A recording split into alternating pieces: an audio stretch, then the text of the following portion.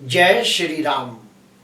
मैं वसंत रावल आज मैं आपको बताने आया हूं मूल नक्षत्र को दोष क्यों लगता है और मूल नक्षत्र की शांति पूजा कैसे की जाती है। ये सारी बातें आज मैं आपको विस्तार से बताने के लिए आया हूं। ज्योतिष शास्त्र के मुताबिक टोटल 27 नक्षत्र होते हैं। इन 27 नक्षत्र के अंदर 6 नक्षत्र को दोषित नक्षत्र माना गया है, अशुभ नक्षत्र माना गया है। वो नक्षत्र कौन कौन से हैं? सबसे पहले नंबर पे आता है आश्लेषा नक्षत्र, दूसरा है मघा नक्षत्र, तीसरा है ज्येष्ठा नक्षत्र, चौथा है मूल नक्षत्र, पांचवा है रेवती नक्षत्र और छठवा है अश्विनी नक्षत्र। इन 6 नक्षत्रों को दोषित नक्षत्र माना गया है, अशुभ नक्षत्र माना गया है। अगर कोई बच्चा इन 6 नक्षत्र के अंदर जन्म ले लेता है तो उसके जन्म लेने के 1 वर्ष के अंदर उसकी शांति पूजा करने को कहा जाता है। और फिर वो बच्चा जब 15 साल का हो जाता है तो यही पूजा फिर से करने को कहा जाता है। क्यों? क्योंकि उसके पीछे एक बहुत ही ठोस वजह है। वो ठोस वजह मैं आपको बताना चाहता हूं। 12 राशियों को 4 तत्वों के अंदर विभाजित किया गया है और ये 4 तत्व कौन कौन से हैं तो सुनिए। अग्नि तत्व, पृथ्वी तत्व, वायु तत्व और जल तत्व। फिर से कहूंगा, अग्नि तत्व, पृथ्वी तत्व, वायु तत्व और जल तत्व। ये 4 तत्व के अंदर 2 तत्व ऐसे हैं जो एक दूसरे के कट्टर शत्रु है, एक दूसरे के परम विरोधी है, और वो तत्व है जल तत्व और अग्नि तत्व। ये दोनों जब एक दूसरे के करीब आते हैं तो वहां पे एक विस्फोट की स्थिति उत्पन्न होती है और उस विस्फोट की चपेट में जो भी करीबी 2 नक्षत्र आते हैं वो कमजोर पड़ जाते हैं, निर्बल हो जाते हैं, पीड़ित हो जाते हैं। इसीलिए उन नक्षत्रों की शांति पूजा करने को कहा जाता है। देखिए, मैं आपको एक एग्जांपल देता हूं कि हम गैस के ऊपर एक तवा बहुत ही गर्म करें, एकदम लाल लाल गर्म करें और फिर उसको पानी में डाल दें तो छम से आवाज आएगा। ठीक उसके विपरीत एक तवे को बहुत ही गर्म किया जाए और उसके ऊपर पानी डाल दिया जाए तो भी वहां पे विस्फोट की जैसी स्थिति निर्माण होती है। तो जब भी जल तत्व और अग्नि तत्व एक दूसरे के सामने आते हैं तो वहां पे विस्फोट की स्थिति उत्पन्न होती है और उस विस्फोट की चपेट में जो जो नक्षत्र आते हैं करीबी वो कमजोर पड़ जाते हैं, निर्बल हो जाते हैं, पीड़ित हो जाते हैं। इसीलिए उसकी शांति पूजा करने को कहा जाता है। आइए मैं आपको बोर्ड पे आसानी से समझाने का प्रयास करूंगा। 12 राशियों के अंदर ये 3 राशियां ऐसी है जो जल तत्व राशि मानी गई है। और वो कौन कौन सी है तो कर्क राशि, वृश्चिक राशि और मीन राशि। कर्क राशि, वृश्चिक राशि और मीन राशि, ये तीनों राशियों को जल तत्व माना गया है। ठीक उसके बाद में आने वाली राशि वो है अग्नि तत्व राशि। कौन कौन सी है? सिंह राशि, धनु राशि और मेष राशि। ये तीनों 3 राशियां अग्नि तत्व की राशि है। तो जब जल तत्व और अग्नि तत्व एक दूसरे के सामने आते हैं तो बीच में एक विस्फोट की स्थिति निर्माण होती है और उस विस्फोट के करीब जो भी नक्षत्र होते हैं वो प्रभावित होते हैं। जैसे कि कर्क राशि का आखिरी नक्षत्र है आश्लेषा और सिंह राशि का पहला नक्षत्र है मघा। ये दोनों उस विस्फोट की चपेट में आ जाते हैं और कमजोर हो जाते हैं, निर्बल हो जाते हैं, पीड़ित हो जाते हैं। इसलिए उसकी शांति पूजा करने को कहा जाता है। ठीक उसी प्रकार वृश्चिक राशि का आखिरी नक्षत्र है ज्येष्ठा और धनु राशि का पहला नक्षत्र है मूल। ये दोनों नक्षत्र उस विस्फोट की चपेट में आ जाते हैं, इसीलिए कमजोर हो जाते हैं, निर्बल हो जाते हैं, पीड़ित हो जाते हैं। इसलिए उसकी शांति पूजा करने को कहा जाता है। ठीक उसी प्रकार मीन राशि का आखिरी नक्षत्र है रेवती और मेष राशि का पहला नक्षत्र है अश्विनी। तो ये दोनों नक्षत्र भी उस विस्फोट की चपेट में आ जाते हैं और कमजोर पड़ जाते हैं। उसके लिए उसकी शांति पूजा करने को कहा जाता है। आज हम चर्चा कर रहे हैं सिर्फ और सिर्फ मूल नक्षत्र की चर्चा कर रहे हैं। जो मूल नक्षत्र है इसे बहुत ही अशुभ माना गया है, इसीलिए कहा जाता है कि कोई भी बच्चा मूल नक्षत्र में जन्म लेता है तो उसके जन्म लेते ही 1 वर्ष के अंदर उसकी शांति पूजा करनी चाहिए, और जब वो 15 साल का हो जाए तो ये पूजा फिर से करनी चाहिए। क्यों? क्योंकि उसके लिए 3 माइनस पॉइंट देखे गए हैं, वो मैं आपको बताना चाहता हूं। पहला माइनस पॉइंट, जो भी बच्चा मूल नक्षत्र में जन्म लेता है वो बच्चा जन्म से लेके 8 वर्ष तक हमेशा बार बार बीमार पड़ता है, क्योंकि उसकी रोग प्रतिकारक शक्ति कमजोर होती है, इसीलिए वो सामान्य बच्चे की तुलना में ज्यादा बीमार पड़ता है। इसीलिए पंडित जी कहते हैं कि ये बच्चा मूल नक्षत्र में जन्म लिया है, इसके जन्म लेते ही 1 वर्ष के अंदर आप इसकी मूल नक्षत्र शांति पूजा अवश्य करें।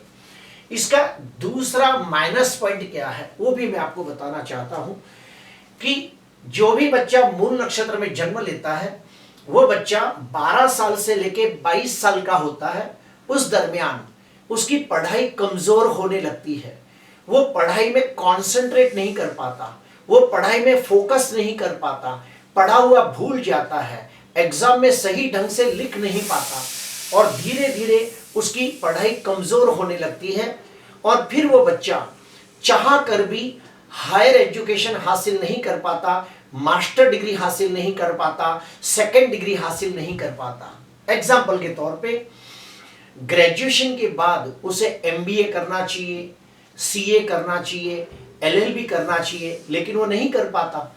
इंजीनियरिंग के बाद उसे एमटेक करना चाहिए, लेकिन वो नहीं कर पाता। तो इसीलिए पंडित जी कहते हैं कि जब बच्चा 15 साल का हो जाए तो फिर से उसकी मूल नक्षत्र शांति पूजा अवश्य करे, ताकि वो बच्चा ग्रेजुएशन के बाद एमबीए, सीए, एलएलबी आसानी से कर सके, इंजीनियरिंग के बाद एमटेक कर सके। इसका तीसरा बैड इफेक्ट ये देखा गया है कि जो भी बच्चा मूल नक्षत्र में जन्म लेता है वो 25 साल से लेकर 50 साल तक जब मेहनत करके पैसे कमाने का समय होता है, वो व्यक्ति बहुत मेहनत करने के बावजूद वो उन्नति, प्रगति, विकास नहीं कर पाता जिसका वो हकदार होता है। ऐसे व्यक्ति को समाज के अंदर वो मान, सम्मान, पद, प्रतिष्ठा भी प्राप्त नहीं होती जिसका वो हकदार होता है। ऐसा व्यक्ति सबके लिए अच्छा करता है, सबकी मदद करता है, सबकी केयर करता है, सबको कोऑपरेट करता है, लेकिन फिर भी उसको एप्रिसिएशन नहीं मिलता, हौसला अफजाई नहीं होती, कद्र नहीं होती। अगर वो नौकरी करता है तो नौकरी के अंदर उसको इंक्रीमेंट नहीं मिलता, उसे प्रमोशन नहीं मिलता। अगर वो व्यापार करता है तो व्यापार के अंदर भी वो अपनी मेहनत के हिसाब से, बुद्धि के हिसाब से, काबिलियत के हिसाब से उन्नति, प्रगति, विकास नहीं कर पाता, और वो धनवान, यशवान, कीर्तिवान नहीं बन पाता। तो इसीलिए कहा जाता है कि मूल नक्षत्र की पूजा हर 15 साल में एक बार करनी चाहिए। अभी हम और एक स्टेप अंदर जाएंगे कि मूल नक्षत्र वाले व्यक्ति कैसे होते हैं। मूल नक्षत्र वाले व्यक्ति बहुत ही मेहनतू होते हैं, अपने जिम्मेदारियों के प्रति पूरे ईमानदार, वफादार, नीतिवान होते हैं, व्यवहारिक होते हैं, सामाजिक होते हैं, थोड़े चिड़चिड़े, गुस्से वाले होते हैं, थोड़े स्वार्थी भी होते हैं, लालची भी होते हैं। और वो व्यक्ति बहुत मेहनत करने के बावजूद जब उसे यश प्राप्त नहीं होता तो बहुत जल्दी चिढ़ जाते हैं, भड़क जाते हैं, नाराज हो जाते हैं, रिश्ते को तोड़ देते हैं। ये सब उनका स्वभाव देखा गया है। इसीलिए मैं कहूँगा कि जो भी बच्चा मूल नक्षत्र में जन्म लेता है उसके लिए कम से कम 1 साल में और 15 साल में मूल नक्षत्र की शांति पूजा अवश्य करनी चाहिए। अभी हम जानेंगे कि मूल नक्षत्र की शांति पूजा कैसे की जाती है, उसका विधि विधान क्या है वो जानेंगे।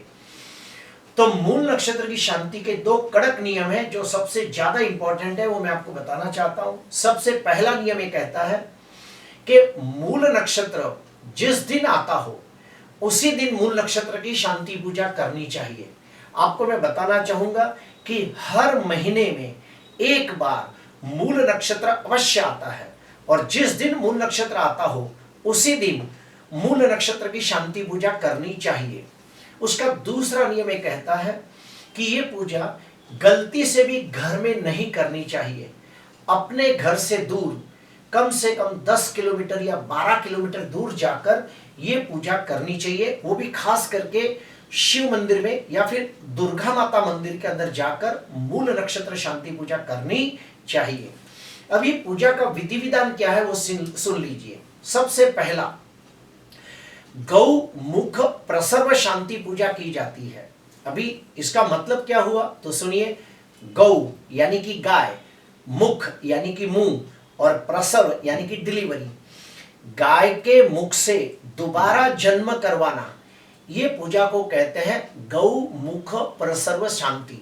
ये पूजा करीबन करीबन आधे घंटे की होती है। इसके अंदर क्या किया जाता है, अगर बच्चा छोटा हो तो एक सूप के अंदर रखा जाता है, उसके ऊपर गेहूं और गुड़ रखे जाते हैं और वो गाय के मुख के करीब लेके जाते हैं, और गाय जब वो गुड़ और गेहूं खाती रहती है तब पंडित जी कुछ खास प्रकार के वैदिक मंत्रोच्चार बोलते हैं और गाय के मुख से दोबारा जन्म करवाते हैं। इसे कहते हैं गौ मुख प्रसव शांति।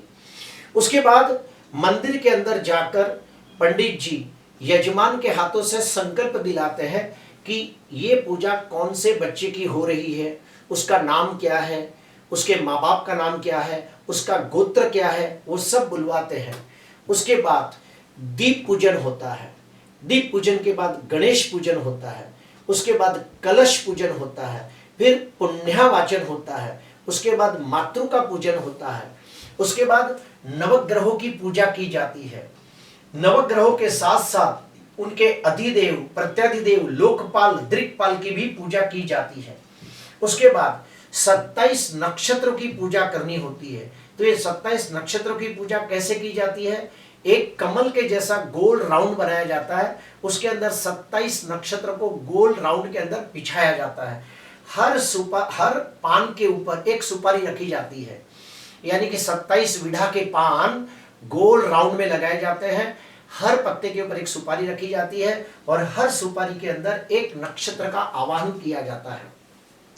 उस सर्कल के बीचों बीच 3 तांबे के कलश रखे जाते हैं और 3 तांबे के कलश के ऊपर एक एक नारियल रखा जाता है और उस नारियल के अंदर ये 3 भगवानों को आवाहित किया जाता है। ज्येष्ठा नक्षत्र के भगवान है इंद्र, उनको बुलाया जाता है। बीच में मूल नक्षत्र के भगवान है निरुति, उनको बुलाया जाता है। और राइट साइड पे है और पूर्वाषाढ़ा नक्षत्र, उनके भगवान है वरुण देव, उनको बुलाया जाता है। ये 3 नक्षत्र को बुलाया जाता है। फिर से कहूंगा, ज्येष्ठा नक्षत्र के भगवान इंद्र, मूल नक्षत्र के भगवान निरुति, पूर्वाषाढ़ा नक्षत्र के भगवान वरुण, ये तीनों की खास पूजा की जाती है। ये हो जाने के बाद होम हवन स्टार्ट होता है। जितने भी भगवानों को बुलाया है उन सबकी आहुति दी जाती है और साथ ही साथ ये तीनों भगवानों की 51 आहुति दी जाती है। ये होने के बाद पूर्णाहुति होती है, फिर आरती होती है। उसके बाद 27 वनस्पति को पानी में उबाल कर, वो पानी जब थोड़ा ठंडा हो जाए तो एक मटके के अंदर डाला जाता है और वो मटका ऐसा होता है जिसमें 27 खड्डे होते हैं। तो वो पानी 27 खड्डों के द्वारा उस बच्चे के ऊपर अभिषेक किया जाता है। फिर से कहूंगा, 27 वनस्पतियों को पानी में उबाला जाता है, वो पानी को ठंडा करके 27 खड्डे वाले मटके में डाला जाता है और 27 धाराओं से उस बच्चे का जलाभिषेक होता है। उस समय पंडित जी कुछ खास प्रकार के वैदिक मंत्रोच्चार करते हैं। उसके बाद आता है छाया पात्र में मुख दर्शन, अर्थात एक कांसे की थाली में घी भरा जाता है, उसके अंदर स्वर्ण का यानी कि सोने का टुकड़ा डाला जाता है। अगर सोना न डाल सको तो पंच धातु का टुकड़ा डाला जाता है और उसके अंदर बच्चा और उसके माँ बाप अपना मुख देखते हैं। उस समय भी पंडित जी कुछ खास वैदिक मंत्रों का उच्चारण करते हैं और प्रार्थना करनी होती है कि हमारे बच्चे की कुंडली, हमारे बच्चे के अंदर और हमारे अंदर मूल नक्षत्र का जो भी दोष है वो सब इस छाया पात्र में आ जाए। उसके बाद ब्राह्मणों को दान दक्षिणा देनी चाहिए, ब्राह्मणों को भोजन कराना चाहिए, उनके आशीर्वाद ग्रहण करके फिर स्नान करके घर पे जाना चाहिए। प्रिय दर्शकों, ज्योतिष शास्त्र के मुताबिक टोटल 27 नक्षत्र होते हैं। इन 27 नक्षत्र के अंदर 6 नक्षत्र को दोषित माना गया है, जिसके नाम है आश्लेषा, मघा, ज्येष्ठा, मूल, रेवती और अश्विनी। अगर ये 6 नक्षत्र के अंदर कोई बच्चे का जन्म हुआ हो तो उसके पैदा होते ही 1 साल के अंदर और 15 साल के अंदर उसकी शांति पूजा अवश्य करनी चाहिए। ये जो लोग भी वीडियो देख रहे हैं, हो सकता है कुछ व्यक्ति ऐसे हो जिसकी उम्र हो 30 साल, 40 साल, 50 साल और उन्होंने अब तक ये पूजा न की हो, तो मैं उन्हें अवश्य कहूँगा कि ये पूजा एक बार करके देखिए, आपको बहुत बहुत लाभ होगा। क्योंकि मैंने काफ़ी देखा है कि जो भी व्यक्ति मूल नक्षत्र में पैदा होता है वो लोग अपने काम के प्रति, अपनी जिम्मेदारियों के प्रति पूरे ईमानदार, वफादार, नीतिवान होते हैं, बहुत मेहनतू होते हैं, लेकिन मेहनत के हिसाब से उनकी उन्नति, प्रगति, विकास नहीं होता। वो लोग सबके लिए अच्छा करते हैं, फिर भी उन्हें मान, सम्मान, पद, प्रतिष्ठा प्राप्त नहीं होती। वो व्यक्ति सबको सपोर्ट करता है, सबकी केयर करता है, फिर भी रिश्तों के अंदर उसे अपयश प्राप्त होता है। तो ऐसे व्यक्तियों को मूल नक्षत्र शांति पूजा अवश्य करनी चाहिए, तो उसे बहुत लाभ होता है। आज के लिए बस इतना ही। आपको अच्छा लगा हो तो ज़रूर लाइक करना, सब्सक्राइब करना। नमस्कार।